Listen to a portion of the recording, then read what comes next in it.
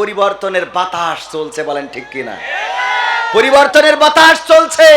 এখন বাংলাদেশের মানুষ স্লোগান দেওয়া ধরেছে, সব কিছু দেখা শেষ, আগামীর বাংলাদেশ আল কোরআনের বাংলাদেশ, বলেন ঠিক কিনা?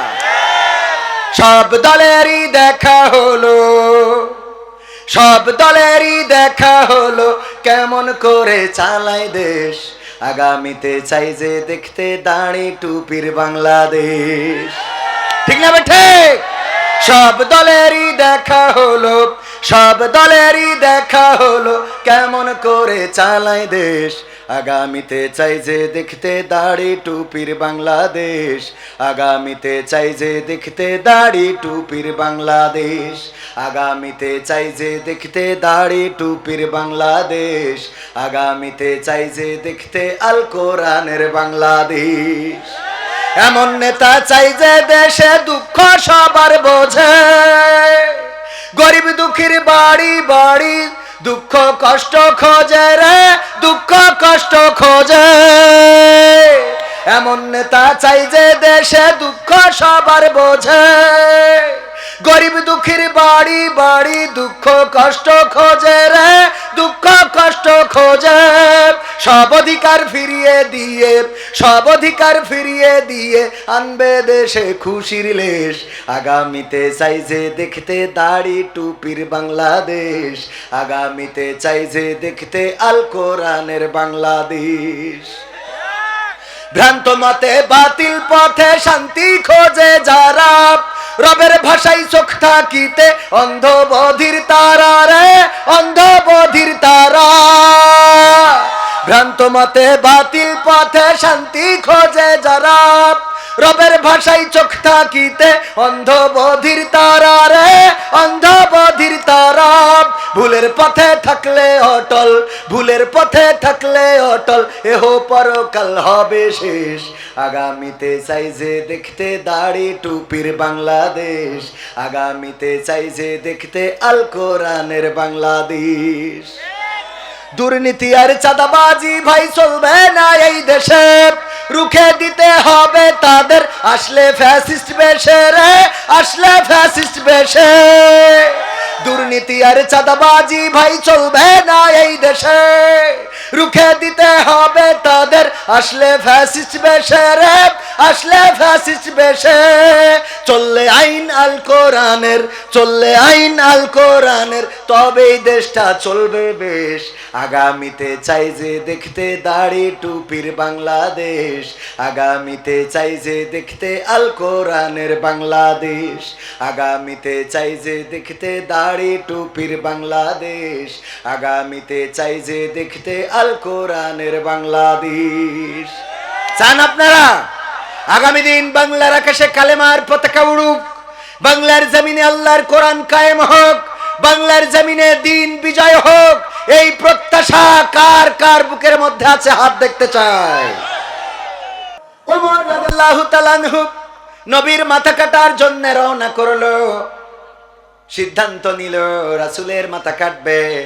কিন্তু যাওয়ার পথে যখন শুনলো বোন ভগ্নিপতি ইসলাম কবুল করেছে, মিজাজটা আরো বাড়লো না কমলো? মিজাজটা আরো বেশি খারাপ হলো, যে আমি যে ইসলাম প্রচার করার কারণে নবী মুহাম্মদ সাল্লাল্লাহু আলাইহি সাল্লামের মাথা কাটতে চাই, সেই ইসলাম আমার ঘরের মধ্যে ঢুকে গেছে। অনেক নেতারা বলে আমরা এত দলগিরি করি, অথচ বাড়ির মহিলা সভানেত্রী আছে না নাই? মানে ভোটে দাঁড়ালি নিজের বউ দেবে না রে, আছে না নাই? ওই দিকে বলে করে না সে, আর এই দিকে স্ত্রী যে বলে আল্লাহর পথ ছাড়া রাস্তা নাই, আছে না নাই? ফেরাউনের স্ত্রী আসিয়া আলাইহিস সালাম ফেরাউনের কথাও অমান্য করে নাই, স্বামী হিসাবে তার খেদমত করেছে। ফেরাউন এমন একজন শাসক ছিল যিনি আল্লাহর চেয়ারটা নিয়ে টানাটানি করেছে, বলেন ঠিক না বেঠে? এমন একজন শাসক পৃথিবীতে কত শাসক এসেছে, ক্ষমতা ছাড়তে চায় নাই, চেয়ার ছাড়তে চায় নাই। এমনকি বাংলাদেশে যারা ক্ষমতায় ছিল কেউ কি স্বেচ্ছায় চেয়ার ছাড়তে চেয়েছে নাকি? না, ছাড়তে চায় নাই, চেয়ার থেকে ছাড়ানো লেগেছে।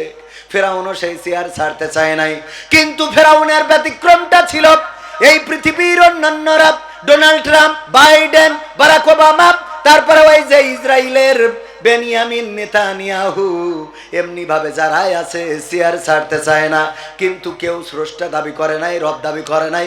ফিরআউন এমন একজন ছিল, সে স্বয়ং নিজেরে আল্লাহ বলে ঘোষণা দিয়েছিল। বলেন নাউজুবিল্লাহ। তার মানে কতটা জালেম ছিল, কতটা জাহেল ছিল। এই জন্য আল্লাহ মুসা আলাইহিস সালামকে পাঠালো, যাও তারে বলো সে বাউন্ডারি ক্রস করে ফেলেছে, তারে বলো সে দাবি করেছে আনা রব্বুকুমুল আলা, আমি এই বিশ্বের রব, আমারে রব মেনে নাও, আমি সবকিছুর উপরে ক্ষমতাবান। যাও তারে থামাও, তারে কন্ট্রোল করো। এই ফেরাউন যার জন্য নবী পাঠানো লেগেছে, শুধু একজন না দুইজন নবী একসাথে পাঠাইছে। মুসা আলাইহিস সালাম বলল, ওগো আল্লাহ, তুমি তো আমার ফিরাউনের কাছে পাঠাচ্ছাও, কিন্তু আমার তো কণ্ঠ ভালো না, আমি ভালো করে কথা বলতে পারি না, আমার একটু জড়তা আছে। ছোটবেলায় আগুন খেয়ে ফেলেছিলেন কে? মনে আছে আপনাদের? কেমন করে খাইছিল? মুসা আলাইহিস সালামকে লালন পালন করলো ফেরাউন। যেদিন কোলে নিয়েছে ছোট্ট তুলতুলে একটা বাচ্চা, এত সুন্দর দেখে মনে চাইলো একটু কোলে নিতে, কোলে নিয়েছে, থাপ্পড় একটা কষে দিয়েছে, ফেরাউন পড়ে গেছে মাথা ঘুরে। বলছে আমি বলিলাম এইডা সেইডা, এই সেই লোক। কে হবে? চলবে? আমি বলেছিলাম এই সেই লোক। ও আসিয়া, তুমি তো শুনলে না, তোমার অনুরোধের কারণে আমি এই বাচ্চাটারে আশ্রয় দিয়েছি, আর আজকে এই বাচ্চা আমারে থাপ্পড় দিল। তার মানে প্রমাণ হয়ে গেল এই সেই অগ্নিকুণ্ড যে আমার রাজপ্রাসাদটা জ্বালিয়ে দেবে, আমি যা স্বপ্নে দেখেছি। কয় দেখো, তুমি এই বাচ্চা শিশুরে এমন খামাকা সন্দেহ করতেছো, ওরে যদি একটা আগুন দাও, সামনের একটা ফুল দাও, দেখা যাবে আগুন ফুল না ধরে আগুন ধরে বসে আছে। কয় তোমার কথা মেনে নিলাম, পরীক্ষা করব। ফিরআউন একবার কম বাদ তারা ছিল না, মিশরের তো একটু ঘাট তেড়া। পরীক্ষা করব, দেখি কি করে। আগুন রেখা হলো, ফুল রেখা হলো, আর বাচ্চা শিশুটারে ছেড়ে দেওয়া হলো। মুসা আলাইহিস সালাম ছুটতেছেন, ফিরআউন খালি হাতটা ঘুরাই দেয় ফুলের দিকে যেন ফুলটা ধরে, কিন্তু না, ফুল ধরলো না। অমনি খপাং করে আগুনটা ধরি গালের মধ্যে ভরে দিয়েছে। যাক, সে যাত্রায় আসিয়া বলছে আল্লাহ বাঁচাই দিস আপু, আলহামদুলিল্লাহ। তা না হলে আজকে কি উপায় হয়ে যেত। এই ছিল আসিয়া। আর আমাদের বউরা চিন্তা করে, হঠাৎ ফোনে কথা বলছিল, বলতে হঠাৎ, হ্যাঁ কতদিন হলো, তুমি একটু ভিডিও কল দিবা, দেখতাম। হ্যাঁ, একটু ভিডিও কল দাও। হ্যাঁ। হঠাৎ স্বামী বাড়ি, হ্যাঁ আচ্ছা তুই তাহলে এসছা নে ভাই, এসি ভাই আজ দেখান ভাই, তোর জন্য তুই কয়দিন হইলে আসিস নে। ও বাবা, সাথে সাথে ভলিউম চেঞ্জ ছিল, স্টার জলসায় ও বিটিপিটি দিয়ে দিয়েছে। ঠিক না বে? ঠিক, একদম সাথে সাথে স্টার জলসা বিটিভিটি ধরাই দিয়ে কার সাথে কথা বলছে, কেন ওই যে তোমার আমার সে চাচাইতো ভাই, তোমার শালা যার বিড়ি খাই দেয়, তুমি গেলি যে বিড়ি খাই দেয়। ও হ্যাঁ, ও তা ঠিক আছে। এবার মনে মনে কয় আল্লাহ এ যাত্রায় বাঁচাই দিছাও। আসিয়াও এক যাত্রায় বেশি গেছে, আর এরাও আর এক যাত্রায় বাঁচে। কথা কয় না, পার্থক্যটা এই জায়গায়। ওরাও এক যাত্রায় বাঁচে, আর এরাও এক যাত্রায় বাঁচে। যে যাক ধরা তো খেয়েই গেলাম। যদি ভিডিও কল মারতো আর আমার স্বামী পিছন এসে যদি দেখতো মকসেদ কি ডাইডা, তাইলে তো খেলা ফাইনাল রে। ওরাও বেঁচে যায়, আল্লাহ বাঁচাইছো। আমার স্বামী বুঝতেও পারে নাই, ধরতেও পারে নাই। আসা আলাইহিস সালাম বললেন আল্লাহ বাঁচাই দিলেন।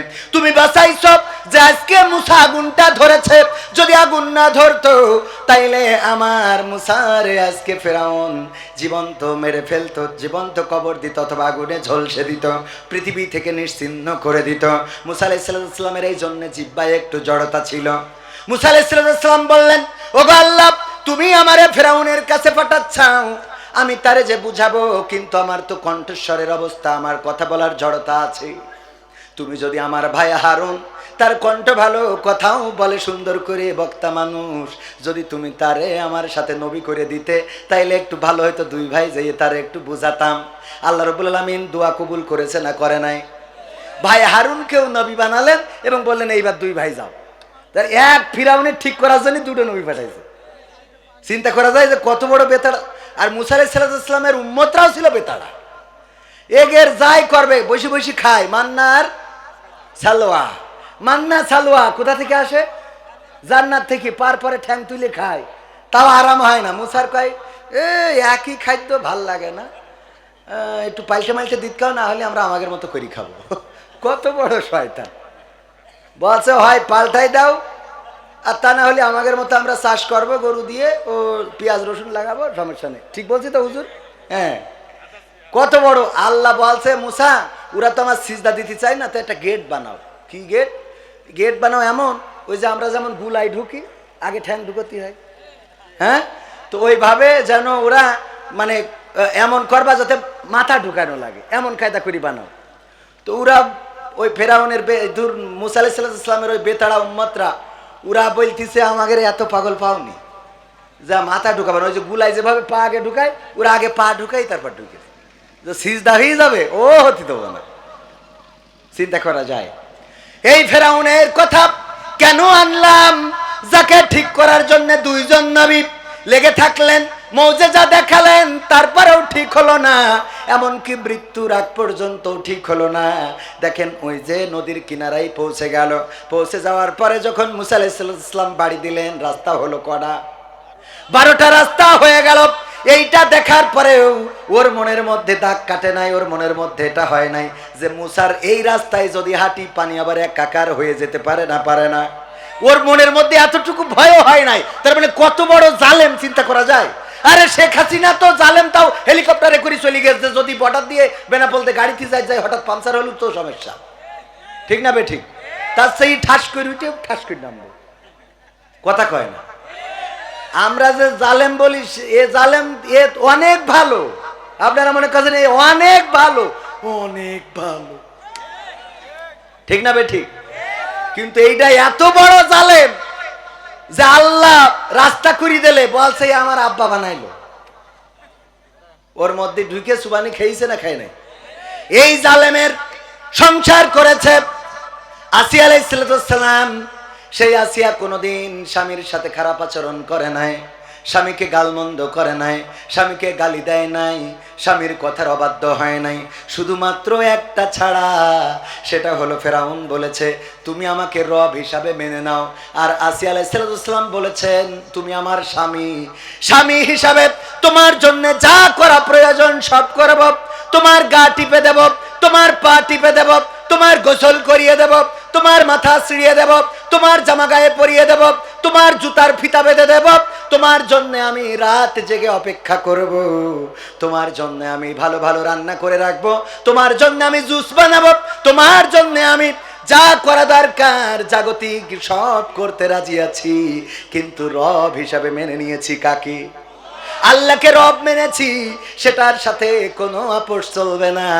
ওগো ফেরাউন, ওগো ফেরাউন, আমি তোমার মেনে নিলাম, আমি তোমার সব কিছু মেনে নিলাম, শুধুমাত্র একটি মাত্র কথা ছাড়া। এখনকার মা বোনেরাও এমন সিদ্ধান্ত নিয়ে ফেলেছে, স্বামী দল করে বেড়ায়, স্বামী লড়াই করে, মিছিল করে, সংগ্রাম করে, এমনকি প্রতীক নিয়ে দাঁড়িয়েও যায়।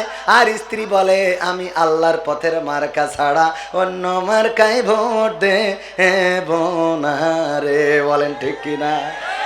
এরম মা বোন আছে না নাই? সর্বরাজপুরেও আছে না নাই? আছে, এবং তৈরি হবে। আল্লাহর পথে যারা চলে তাদের সাথে আমরা আছি না নাই? অনেকেই মনে করে হুজুর এসেছে মনে হয় জামাতের, হুজুর এসেছে মনে হয় চরমনার, হুজুর এসেছে মনে হয় হেফাজতের, হুজুর এসেছে মনে হয় ওই জাতীয় দলের লোক। না, হুজুর হলো আল্লাহর দলের লোক। কার দলের? কার দলের? সবাই বলেন কার দলের? আল্লাহর দলের লোক। যারাই আল্লাহর দিন এই জমিনে কায়েম করতে চাইবে, প্রতীক যা হয় হোক, নেতা যে হয় হোক, আল্লাহর দল আল্লাহর দিন যে কায়েম করতে চাইবে, আমরা সে যে হয় হোক, আমরা তার পক্ষের লোক। বলেন ঠিক কিনা? ঠিক না বে ঠিক? যদি কেউ দাড়িপাল্লা নিয়ে ইসলামের বিপক্ষে চলে যায়, তাইলে ওই দাড়িপাল্লার টেঙাতে দেয়া হবে, দেয়া হবে। যদি কেউ হাত পাখা নিয়ে কোরআনের বিপক্ষে কথা বলে, তাইলে ওই হাত পাখা দিয়ে আর বাতাস খাবো, খাবো। কারণ হাত পাখা যতই হোক, আপনি ইসলামের বিপক্ষে যাবেন, এটা মানা হবে। আমরা না ভোট দিতেও রাজি, হ্যাঁ ভোট দিতেও রাজি। এখন এক দল বলছে না ভোট দাও, আর এক দল বলছে হ্যাঁ ভোট দাও। আমাদের কথা হলো ইসলাম যারা কায়েম করতে চাইবে তাদের পক্ষে হ্যাঁ, ঠিক না বে ঠিক? দাড়ি টুপির পক্ষে যারা যাবে তাদের পক্ষে হ্যাঁ। এই জমিনে দুর্নীতি যারা মুক্ত করতে চাইবে তাদের পক্ষে, সবাই বলেন তাদের পক্ষে। এই জমিনে যারা সন্ত্রাসী বন্ধ করতে চাইবে তাদের পক্ষে, এই জমিনে যারা খুন খারাপি বন্ধ করতে চাইবে তাদের পক্ষে, এই জমিনে যারা ধর্ষণ জেনা ব্যভিচার বন্ধ করতে চাইবে তাদের পক্ষে। কিন্তু এই জমিনে যারা অন্যায়, চাঁদাবাজি, লুটতরাজ, লুণ্ঠন, স্বৈরাচারী, দুঃশাসন, এই জাতীয় কাজগুলো যারা করতে চাইবে তাদের পক্ষে। বলেন, তার মানে আমরা হ্যাঁরও পক্ষে নারও পক্ষে। কের পক্ষে? হ্যাঁরও পক্ষে নারও পক্ষে। হ্যাঁর পক্ষে কোন দিক থেকে? যেই দিক থেকে আমরা দেখব যে আল্লাহর সাথে সম্পৃক্ততা আছে, আল্লাহর হুকুমের বাইরে না, সেটা আমাদের জন্য হ্যাঁ। কিন্তু যেটার সাথে আল্লাহর সাথে সম্পর্ক নাই, বরং আল্লাহ সেটা নিষেধ করেছেন, এই জাতীয় কাজের সাথে যদি সম্পৃক্ততা রাখে আর এই জাতীয় কাজ যদি করতে চায়, সে জামাতের হোক, চরমনার হোক, হেফাজতের হোক, দাড়িওয়ালা হোক, টুপিওয়ালা হোক, পাঞ্জাবিওয়ালা হোক, জুব্বাওয়ালা হোক, তাদের পক্ষে না। কথা ক্লিয়ার? আমি কি কোনো রাজনীতির কথা বললাম? বলেছি একটাও রাজনীতির কথা পাবেন না। ওয়াজ করবো 12টা পর্যন্ত, রাজনীতির কথা যদি বলি বলবেন যে হুজুর নেমে যান। রাজনীতির কথা কেন বলবো? কোরআন এসেছে এই সমাজে শান্তি প্রতিষ্ঠার জন্য। ইসলাম মানে কি? তো শান্তি প্রতিষ্ঠা করার জন্য যে কথা বলতে হবে সেটা তো বলাই লাগবে। এটাকে রাজনীতি বলার কোনো সুযোগ নেই, এটাই আল্লাহর নীতি।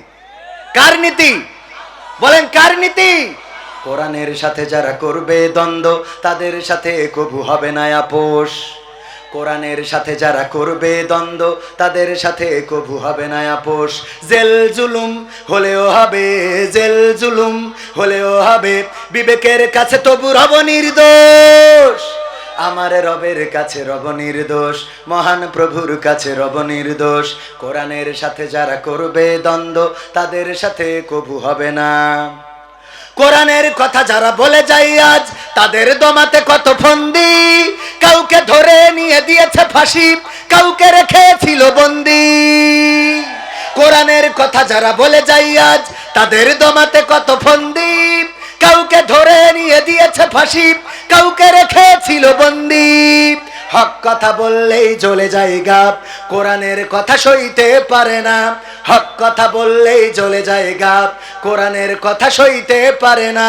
জানি না তাদের আমাদের পরে কেন এত আক্রোশ। আক্রোশ আছে না নাই?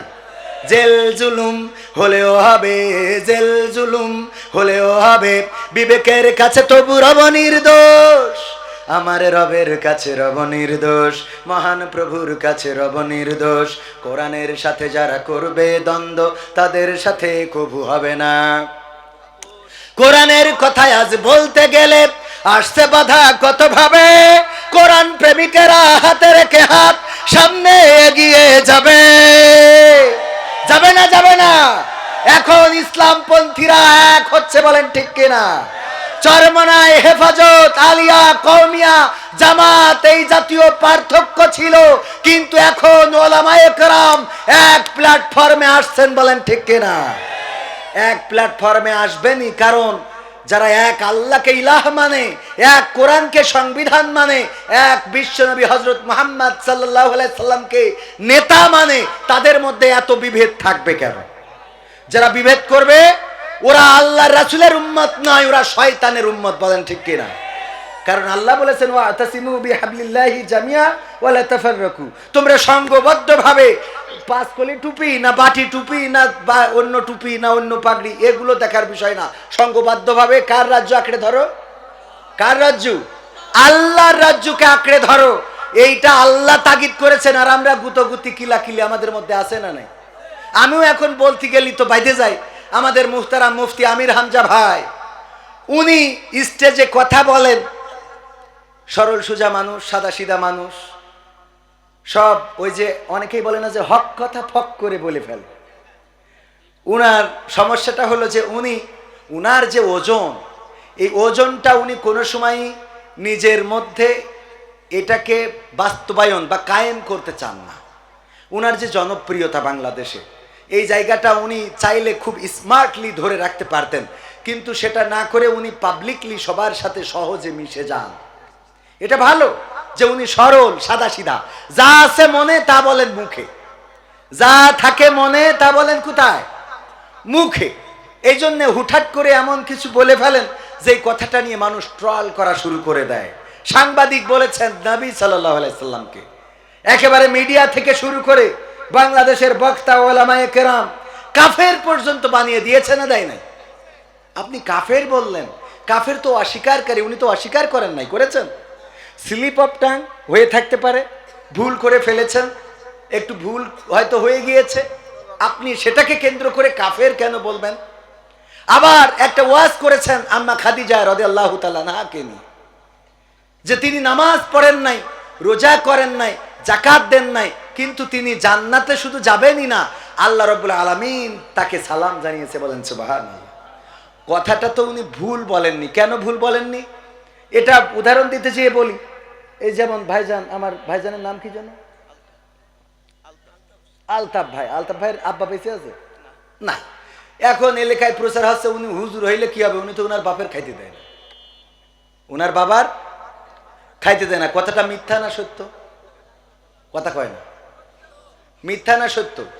কিন্তু বাবার খাইতে দেয় না, এটা শোনার পরে অনেকের মিজাজ খারাপ হয়েছে না, হুজুর আলতাফ এত বড় দাড়ি মেহেদি দিয়া, মাথায় টুপি, সরমানার মুরিদ, অথচ সে কেমনে বাবারে খাইতে দেয় না, এটা মেম্বারিতে দাঁড়াইছে, ডাইরেক্ট ওর বিপক্ষে সিলবারো। এরকম হয় না? হয় না? তো বাপ যে নেই এটা যাচাই করবেন না? তো খাদিজা রাদিয়াল্লাহু তাআলা আনহা যাকাত দেন নাই, নামাজ পড়েন নাই, হজ করেন নাই, এটা যে কেন করেন নাই এটা যাচাই করবেন না? কারণ তখন এগুলো ফরজই হয় না, তখন এইগুলোর বিধানই আসে নাই। তো বিধান আসে নাই তাই করে নাই। তো এই জন্যই এইটাকে বলাকে কেন্দ্র করে আপনারা নেগেটিভ ভাবে উপস্থাপন করছেন। এগুলো কেন? আর সবচেয়ে দেখলাম আমাদেরকে ব্যবহার করে বক্তা হয়েছে আব্দুর রহিম আল মাদানি। আসলে আদৌ সে মাদানি না, জাল মাদানি। কি মাদানি? কি মাদানি? জাল মাদানি। আর মাদানি হইতেও পারে, একজন নামের শেষে লাগাইছে যে অমুক আল মাক্কি। আমি বললাম কেন? বলছে যে ঢাকায় একটা হোটেলে চাকরি করতাম, সেই হোটেলের নাম ছিল আল মক্কা হোটেল।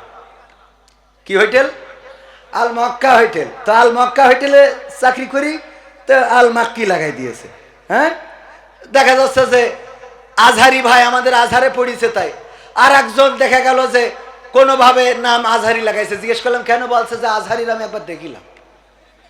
এই জন্য ও কি নামের শেষে একটা টাইটেল, একজন নামের শেষে লাগাইছে কাতারি, অমুক হুজুর কাতারি। কাতারি কেন? তা কাতারে ছিল, তো কাতারে ছিল বলে কাতারি লাগাইতে হবে? এটা কি একটা ভালো সম্মানজনক হইল? আমি বললাম আমার মাঝে মাঝে অনেকেই বলে যে আপনার নামের শেষে এরকম আজাদি, জিহাদি, তারপরে মাক্কি, মাদানি পাওয়া যায় না। আমি কইছি আমি কোনোদিন যদি উগান্ডায় যেতে পারি, এসি লাগাবো কবির বিন সামাদ উগান্ডি। কি একটা টাইটেল একটু আনকমন হওয়ার দরকার আছে না? আছে না? নাই, একটু আনকমন। তুফানি এক বক্তার, আল্লাহ মাফ করুন, এটা বলতেই হচ্ছে, নামের শেষে তুফানি। তুফান বোঝেন তো? তুফান মানে কি? ঝড়, টর্নেডো, এগুলো তো। তো কি তুফান বানাইলো আল্লাহ জানে, যে তার নামের শেষে তুফান। এই যে মাদানি লাগাইছে, জাল মাদানি, কোন মদিনায় যেই পড়িছে, কোন ভার্সিটিতে পড়েছে, এবার ফতোয়া শুরু করেছে আমির হামজাকে জাহেল, জালেম, ফাসেক, কাফের, যা মনে চায় তাই বলে যাচ্ছেন। এগুলো বলার জন্য তো হুজুরদেরকে শ্রোতারা নিয়ে আসে না? নিয়ে আসে? আপনার কাছ থেকে দুইটা ভালো কথা শুনতে চাই, দুইটা মিষ্টি কথা শুনতে চাই, দুইটা দিনের কথা শুনতে চাই, দিনের বয়ান শুনতে চাই, যেটা শুনলে কাজে লাগবে, পরকালে জাহান্নাম থেকে মুক্তি পেয়ে জান্নাতে যাওয়া যাবে, আল্লাহ রাসূলের ভালোবাসা অর্জন করা যাবে, আল্লাহকে পাওয়া যাবে, সেই কথাগুলো শুনতে চাই। আজকে মওয়াজের স্টেজগুলো আমরা এই বানাই ফেলেছি। এখন আমিও তো সেই সেম কাজই করলাম, কারণ ওদের ঠিক করতেছি, আমারও ওদের বিরুদ্ধে বলতে গেল, আমও কি তার বাইরে? এখন উপায় কি? উপায় হলো সবাই চুপচাপ আস্তে করে ফিরে আসি। সবাই কি করি? তওবা করি, ফিরে আসি। আমিও তওবা করি, আল্লাহ কবুল করুন, বলেন আমিন। ভোট নিয়ে ঝামেলা, গণভোট নিয়ে ঝামেলা, জাতীয় ভোট নিয়ে ঝামেলা, নির্বাচন কমিশন নিয়ে ঝামেলা, উপদেষ্টা নিয়ে ঝামেলা, প্রধান উপদেষ্টা নিয়ে ঝামেলা, তারপরে দল বেদল, ঐক্য অনৈক্য সব কিছু নিয়ে এখন ঝামেলা আছে না নাই? বাবা তোমার দরবারে সব পাগলের খেলা, হরেক রকম পাগল দিয়া মিলাইছো মেলা, হরেক রকম পাগল দিয়া মিলাইছো মেলা। বাবা তোমার দরবারে সব পাগলের খেলা, বাবা তোমার দরবারে সব পাগলের খেলা। ইস্যুর পরে ইস্যু আসে, কত ইস্যু আসে পাশে, ইস্যুর পরে ইস্যু আসে, কত ইস্যু আসে পাশে, তদন্ত করিতে গিয়ে ফুরাই যে বেলা, তদন্ত করিতে গিয়ে ফুরাই যে বেলা। বাবা তোমার দরবারে সব পাগলের খেলা, বাবা তোমার দরবারে সব পাগলের খেলা। সালমান শাহ মারা গেছে আজ 30 বছর হচ্ছে। কয় বছর? 30 বছর পরে আবার সেই মামলার তদন্ত আছে। এ বেলা ফুরানো তো ফুরানো, এমন অবস্থা যে কিয়ামত এসে যাবে, তাও মনে হয় তদন্ত শেষ হবে না। ঠিক না বেঠিক? বাবা তোমার দরবারে সব পাগলের খেলা। টেলিভিশন টকশোর মাঝে কত বিজ্ঞানী টেকো আছে, এখন আবার টকশোয় খুব দাম। আম জনতার পার্টি বলে একজন, তার সাধারণ সম্পাদক, নাম কি? আম জনতার পার্টি, নাম কি ওর? তারে কি নাম? আমি বলি আম জনতার পার্টি না, ও তো আসলে আম বিক্রেতার পার্টি। ও আম বেচে, জানেন কি না? জানেন আপনারা? আম বেচে, আর এখন লেগেছে এমন ভাবে, মানে মনে হচ্ছে যে কি এক, আরে তুই আম বেশি খাইস, ওইটা বেশি খা। মনে হয় বোঝা গেছে ওই যারা দাড়িওয়ালা টুপিওয়ালা ওর থেকে আম কেনে না, এই জন্য মিজাজটা খারাপ হয়েছে বেশি। টেলিভিশন টকশোর মাঝে কত বিজ্ঞানী টেকো আছে, আসলেতে ওরাই হলো শয়তানের চেলা, আসলেতে ওরাই হলো শয়তানের চেলা। বাবা তোমার দরবারে সব পাগলের মেলা, বাবা তোমার দরবারে সব পাগলের খেলা। আলেম ওলামা দেখলে কেহ জলে, ওদের জলে কতক লোকের দেহ, এরম আছে না নাই? আলেম ওলামা ওই যে রাজশাহী, জাকসু, চাকসু, ডাকসু, রাকসু, এইসব জায়গায় প্রধানশীল নারীরা যখন বুরকা পরি শপথ নিচ্ছে, তখন কিছু লোকে জ্বলতেছে। এইসব জায়গায় যখন দাড়িওয়ালা টুপিওয়ালা নামাজিরা জিতে যাচ্ছে, কিছু লোকে জ্বলতেছে। বলেন ঠিক না বেঠিক?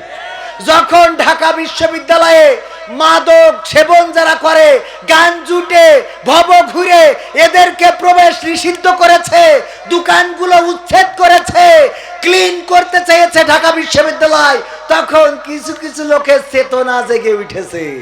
ওই চেতনাবাজরা আসলে চেতনাবাজ নয়, গান জুটে, ইয়াবাখোর, ফেন্সিখোর, মদখোর, আর নারী যদি হয় পর পুরুষে আসক্ত নারীগুলো, এদের এখন জ্বলা শুরু হয়েছে। বলেন ঠিক না বেঠিক?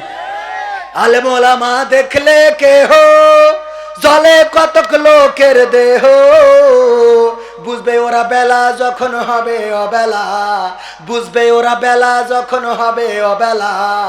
বেলা অবেলা হওয়া বোঝেন তো? এই গানের মেলা ব্যাখ্যা, মানে মরি যাওয়ার পরে লাগে কার কথা কয় না? হুজুর হুজুর জানাজাটা পড়া দেখান, ও তো জানা যায় যে তাকবীর দিতে, এটাই তো জানে না। হাত বাঁধতে তাও উপরের হাত নিচেই দেয়, হ্যাঁ, আর নিচের হাত উপরে, এরম আছে না নাই? আবার বলে আগামীকাল সকাল 8টার সময় ঈদুল আজহার জানাজার নামাজ হবে। ঈদুল আজহার কেন নামাজ হবে? জানাজার নামাজ হবে। মানে জানেও না যে কেন নামাজ কোন নামাজ। আমার মাঝে মাঝে মনে হয় যে তোরা এই দুনিয়ায় থাকা, আমি চলে যাই, এ তোরা দেখে রাখ, আমার এখানে থাকা হবে না, সহ্যের বাইরে চলে যায়। এই আছে না নাই? পুলিশই ধরলো, গ্রেপ্তার করলো না কি করলো, হঠাৎ পেলো পায়ে শিকল বান্ধা গাছের সাথে, বেহুশ হয়ে পড়ে আছে, হাসপাতালে ভর্তি। তারপরে কি ইস্কন থেকে সে বিপদে পড়েছে, এইগুলো মিডিয়ায় আসলো।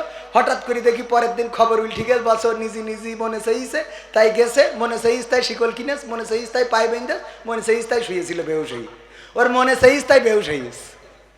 এ সহ্য না করি পারবেন কি করে? এগুলো ঘটছে না ঘটছে না, মানে কনে কি হচ্ছে, কি আমাদের সামনে কি আসছে বুঝে পারাই কষ্ট। আল্লাহ জানে এই থেকে কবে পরিত্রাণ পাবো। তারপরে দেখি কি বলো। ও আমি বলেছি যে বুঝবে ওরা বেলা যখন হবে বেলা। আজকের একটা বাস্তব ঘটনা বলি, যদিও এই ঘটনাটা তাদের সামনে পড়ে যেতেই পারে। মালয়েশিয়ায় একজন মারা গেল, আমার গ্রামের, নাম বলবো না। মারা যাওয়ার পরে এই লাশটার কাছে যাবে, করোনাকালীন সময় এই লাশটার কাছে অবৈধ মানুষেরা তো যাইতে পারে না, অবৈধ যাদের পারমিট নাই, যারা ওখানে কাজ করতো ম্যাক্সিমামই পারমিট নাই, সব পালাই গেছে। আমি সেখানে গেলাম, যেয়ে সেই লাশটারে আমি নিজে পুলিশ ডেকে নিয়ে এই লাশটারে নিয়ে গেলাম থানায়, তারপরে হাসপাতালের ডিপ ফ্রিজে, তারপরে তার টিকিটের ব্যবস্থা করে লাশটা দেশে পাঠালাম। তার ছেলে আবার পরবর্তীতে মালয়েশিয়ায় গেছে, যে বিদেশ থেকে ছুটিতে এসেছে, এসে আজকে তার গায়ে হলুদ, কালকে তার বিয়ে। আলহামদুলিল্লাহ আমার দাওয়াত দিয়েছে, আবার মনে করেন না যে দাওয়াত দেয়নি বলে হুজুর রাগ করি বলছে, আমার দাওয়াতও দিয়েছে বরযাত্রীর। এমনকি আমি আজকে এখানে আসার আগে সেই বাড়ি থেকে এক প্লেট ওই যে গায়ে হলুদের ক্ষীর রান্না পর্যন্ত বাড়ি পৌঁছে দিয়েছে, এক চামচ খেয়েও আইছি। কিন্তু এই কথা কেন বলছি, যার বাবার লাশ আসলো মালয়েশিয়া থেকে, আজকে তার গায়ে হলুদ, কালকে তার বিয়ে, অন্তত মনে করা উচিত ছিল মালয়েশিয়া থেকে আসলাম, আমার বাবার তো লাশটা এসেছিল, আজকে এই বিয়ের দিনটা একটু আল্লাহর স্মরণ করি, একটু হুজুরদের ডেকে নিয়ে আসি, একটা দোয়া মাহফিল করি বা একটু দোয়া করি, অথবা বাবার কবরটা জিয়ারত করি। ও বাবা, ডিজে ভাড়া করে নিয়ে বাড়ি দিচ্ছে, তো আমার পালঙ্গ কাটতেছে, দে বাড়ি বলছে, দে বাড়ি কুপান দেশ। আমি মানে এখনো যেই শুনতে পারো, আসরে আজান হচ্ছে তাও বন্ধ করার মধ্যে নেই। আমি চিন্তা করলাম যে এই বকা দেবো কি করে, আমারও দাওয়াত করে, ঠিক আছে বেকায় দানা, আমারও দাওয়াত করিস, এখন যে এই বকি কি করে। এবার যখন ক্ষীর দিয়ে গেল, আমি মনে মনে করছি যাক ভাগ্য ভালো আমি যাইনি, গেলিয়ে ক্ষীরটা দিত না রে। ক্ষীর বোঝেন তো, এটার ক্ষীর বলে, আপনারা কি বলেন? ক্ষীর, যশোর চৌগাছা ক্ষীর। তো তো বাড়ি দেখছে, দে বাড়ি কুপা। আমার মনে বড্ড আশা, এই বাড়ি যদি আর কেউ মারা যায়, এইবার আর লাশ পাঠাবো না, বিদেশেও না, ওই দিন আমার টাকা দিয়ে আমি এই মাইকা লাগের বলবো ডিজে নিয়ে আয়, দে কুপান বাজা, দরকার হলে একটা স্পিকার কবরের মধ্যে ঢুকাই দে, দিয়ে ব্লুটুথ দে বাজা। ঠিক না বে ঠিক? করার দরকার আছে না নাই? তোর বিয়ের দিন যদি ডিজে বাজে, তোর গায়ে হলুদের দিন যদি ডিজে বাজে, তোর নুনু কাটার দিন যদি ডিজে বাজে, তোর মরার দিনও ডিজে বাজে। ইমামের জায়গায় থাকবে স্পিকার, আর বলবে দয়াল তোর লাইগা রে দয়াল, হ্যাঁ